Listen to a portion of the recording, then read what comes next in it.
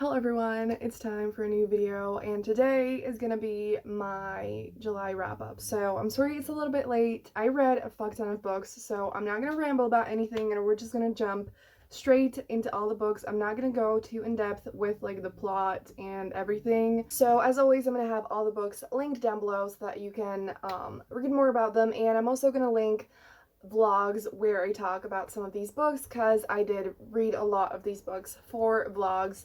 And yeah, so let's just jump right into it. The first book that I read is This Earl of Mine by Kate Bateman. I absolutely loved this book. I gave it 5 stars. It's a historical romance and I actually read it for a video that is coming super soon. It's going to be in the next few days, in the next week or so. So definitely stay tuned if you want to hear more of my thoughts. The main character, basically, she is a businesswoman and she wants to get married and become a widow so that she can be independent and have freedom to do whatever she wants. And so she basically wants to get married to a guy who is on death row so that, you know, he dies super quickly and she can be a widow. And she ends up marrying to this guy who is actually a spy and he is not on death row. And yeah, so this book was super fun. I loved it so much. The next book that I read is At His Lady's Command by Nicola Davidson. So this book is the last book in this like a historical romance series, which is just a bunch of novellas, and this one was 3 stars. I liked it. It definitely was really fun and super quick to read, but it was just not like absolutely incredible, you know, it was just fine. Then I read Take a Hand, Dani Brown by Talia Hibbert. I have talked about Talia Hibbert so many times and I will never stop talking about her because she is my romance queen and I adored this book. 5 stars. I would give it a million if I could. Again, I always adore Talia's characters and the romance is always just so filled with emotion and like just so healthy and beautiful and wonderful and incredible. And this is best friends to lovers excellence. There's fake dating in it, and just if you haven't read this book and if you haven't read Talia Hibbert, I'm begging you to read it and read her books. And yes, the next book that I read is The Roommate by Brandy Bush, and this was a novella that is just basically a super steamy novella that I completely randomly ran into, and I was not vibing with it. It's not a bad book, but I just made the mistake of not looking at the synopsis before reading the book. Normally, I do this often, and normally it doesn't get me into trouble, but this time I was just like, what the hell? Because basically the main character gets a crush or like really likes her roommate's parents. And that is like kind of the point of the book. And I was not prepared for it and I was so confused and I was like, what the actual fuck? And yeah, there's nothing wrong with the book, but I just was not for me. So yeah. So the next book that I read is Check Please, the volume 2 by Ngozi Ukwazu. And this book was so fucking cute. I gave it 4.5 out of 5 stars, and this is a graphic novel and it's the second one in like a duology, so it's the last book, and there's a super cute male romance in this. There's hockey and baking and friendships and everything, and it's just so like cozy, feel good, heartwarming, beautiful type of goodness. And if you just want to read something that feels super good and super nice and will bring you joy, I absolutely recommend it. The next book that I read is Go Deep by Rilzy Adams, which was also a 4.5 out of 5 star read. I loved this book so much, and I actually read it for a video as well. Unfortunately, that one is hopefully coming soon, but I'm not entirely sure when. But I loved this. It's another kind of like shorter adult romance, and this is also best friends to lovers excellence, and it's also about an author who is like in this creative slump, and she basically asks her best friend to help her get out of it, and it is absolutely amazing and I really recommend it. The next book that I read is CREEKWOOD by Emma Lord, which I listened to on audio, and I gave it 4 stars. It wasn't like my favorite thing, but it was super fun and like super chill and just really easy to get through. So this is kind of like a YA contemporary fun romance where the two main characters basically are kind of in like these two families who both have different businesses, and they basically start a Twitter war because of that. And I actually really liked how that developed between the two main characters and how they kind of like partnered up, and just like it was really fun. I wouldn't call it enemies to lovers, or like it's kind of rivals to lovers, but they kind of just become friends and then it turns into more. Then I read a few books that were for the Readathon, so I have a vlog of that. And if you haven't seen that yet, I'm going to link it down below. So, again, if you want to hear more of my thoughts. And so the book that I read is The Perfect Escape by Suzanne Park. So this was another YA contemporary. And I think I gave this 4 stars or 3.5. It was, again, kind of chill and fun. The two main characters work at this zombie-themed escape room, and they also take part in this zombie-themed competition so that they can win money, and it was fun. I enjoyed it. Then I read Wicked Fox by Kat Cho, which was a 5-star read. I absolutely loved this. It's an urban fantasy. I loved the romance in it. It's set in Seoul. It is a romance between a human boy and a girl who is half human and half gumiho, and it was just super fun and really unique. Like, I have never read a book like this, and I loved this. I loved the setting, I loved the atmosphere, I loved the characters. It was wonderful. Then I read The Temporary Wife Temptation by J.C. Lee, which I gave 4.5 out of 5 stars. And so this one was an adult romance, and it has a marriage of convenience and fake dating, and it's kind of also like an office romance, and I just loved the chemistry between the two main characters, and the romance was super fun. So again, those 3 books are ones that I read for the Readathon, so there you can find more of my thoughts. And yes, then I read Break Your Glass Slippers by Amanda Lovelace, which is a poetry book that I just randomly kind of found at the bookstore, and I think I gave this 3 stars. Amanda Lovelace is a poet that I don't always vibe with. I feel like a lot of the time the like messages in her poems and things like that are ones that I really like, but I don't love her writing most of the time. I just feel like it's way too simple for my taste, and then if I can't really like relate to the meaning, then it just falls flat for me and I don't love it. But I kind of bought this just cause, and it has some of the most stunning illustrations ever, and like I love them so much. And in case you did not know, I adore illustrations in books. I think that it's just so beautiful and adds so much to it, and I want there to be more illustrations in books in general, because I just think it makes it so beautiful and more powerful, and it just adds this whole new magic to it. And so I loved that about it, and I did like this. There were quite a few poems that really hit me hard. I started highlighting poems in the poetry books that I read, and I highlighted quite a few of them, but it wasn't spectacular, but I still enjoyed it, and I'm still glad that I read it, especially because of the illustrations. But some of the poems were really good, so yeah. The next book that I read was Mirage by Samaya Dowd.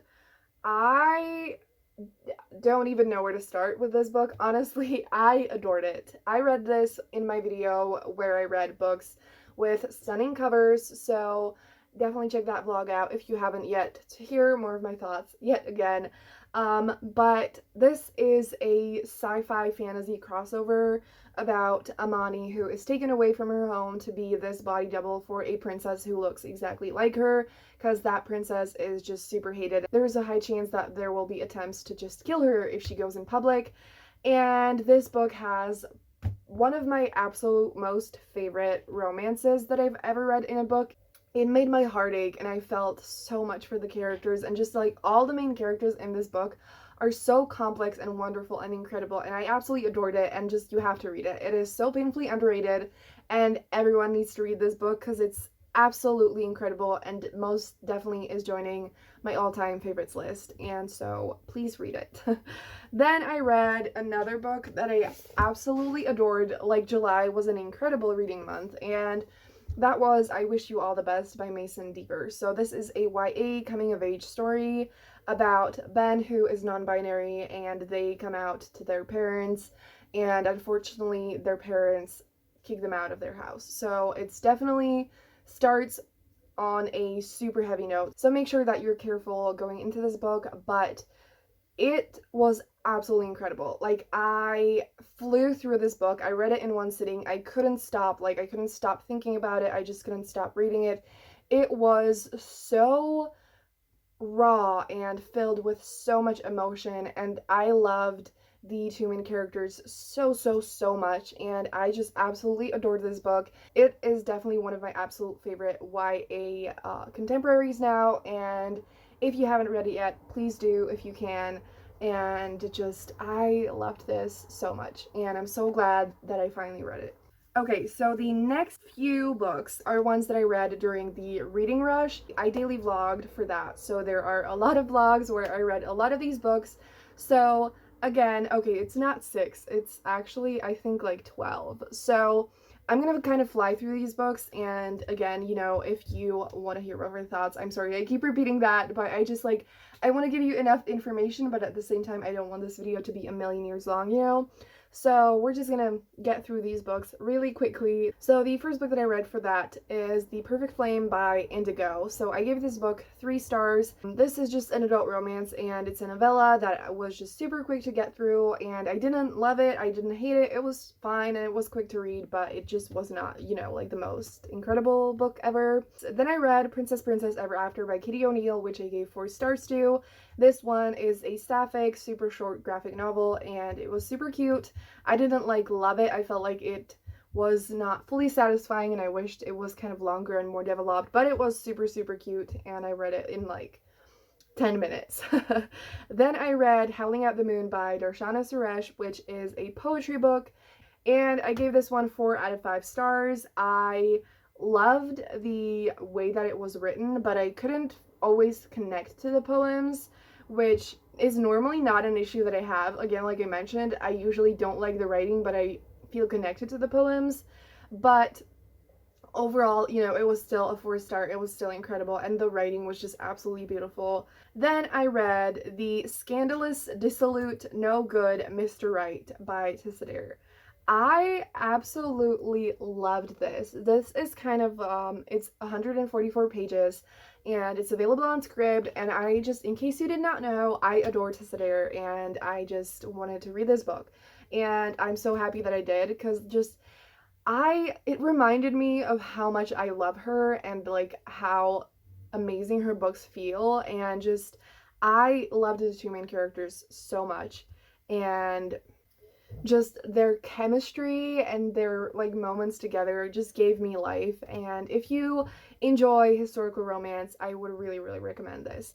Then I read Good Enough to Eat by Alison Gray and Jay, which is an urban fantasy, and it's sapphic, and it's a romance between a djinn and a vampire.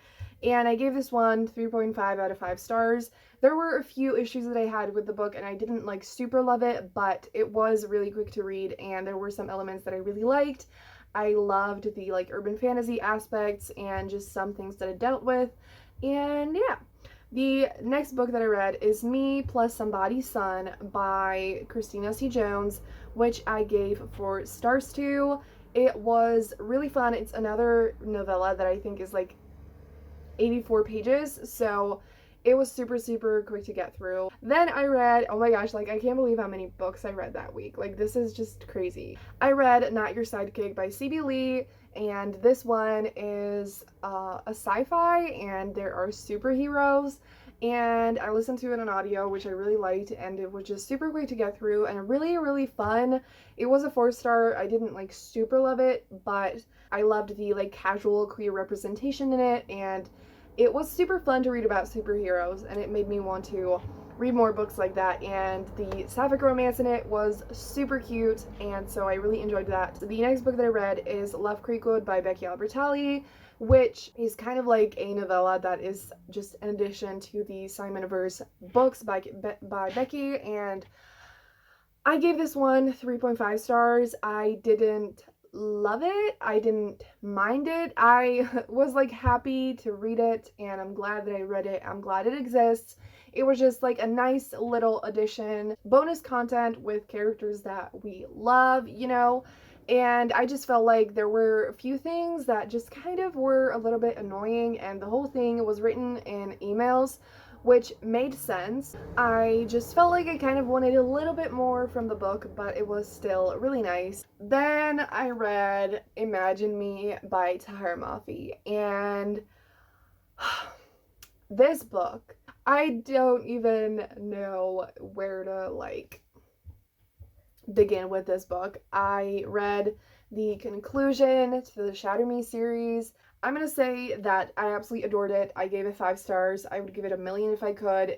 I understand why it's not for everyone, but it is absolutely for me, and it just made my heart so, like, it made my heart ache, but it also filled it with just so much love and hope and wonder, and Tahar Mafi has definitely become one of my absolute favorite authors, and just, for me personally, it was the perfect conclusion to the series, and I could not be happier. Then I read Aphrodite Made Me Do It by Trista Mateer, which is a collection of poetry that kind of explores the themes of just trauma and just like pain and things like that, but also healing from that, and there are a lot of parts where it's kind of like Aphrodite that is narrating it, and I gave this 5 stars.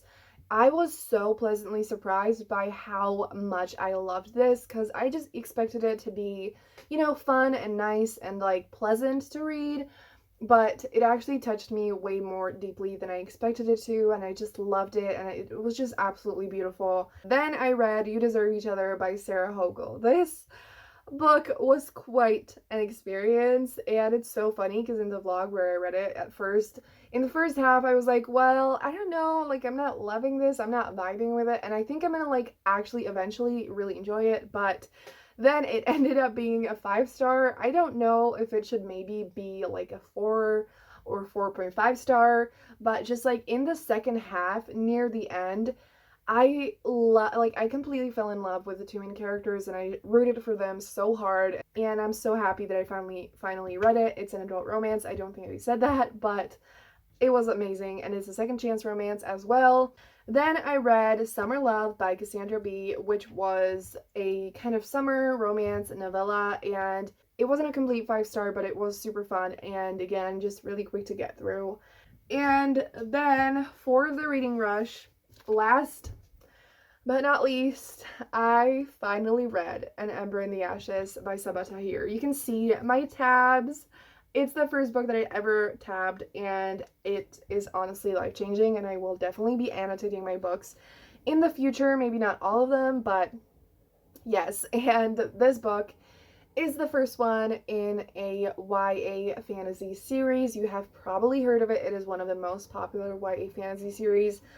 But it is about Laya, who basically becomes a spy for this resistance, and she has to be a slave to like be the spy.